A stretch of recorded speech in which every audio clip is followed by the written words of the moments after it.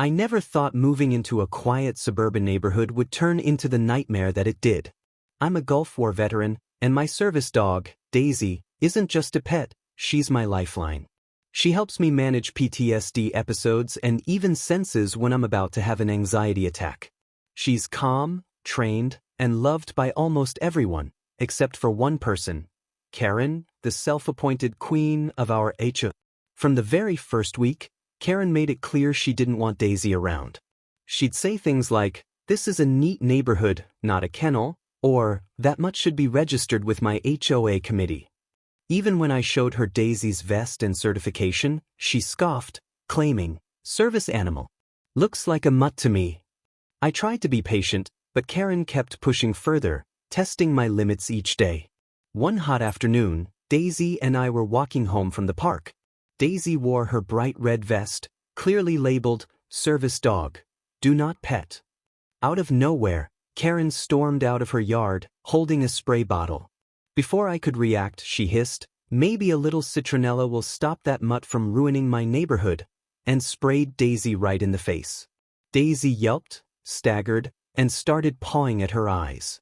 My chest tightened. This wasn't just harassment anymore. This was assault on a federally protected service animal. I scooped Daisy up and immediately called 911. When the police arrived, Karen was smug, standing with her arms folded. "She's exaggerating," she sneered. "It's just dog spray.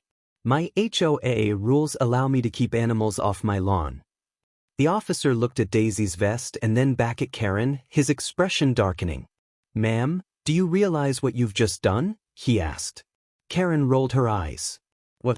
Protected my property?" The officer leaned in, his voice sharp. "No. You committed a federal crime. Interfering with or harming a service dog can lead to fines of up to $15,000 and jail time."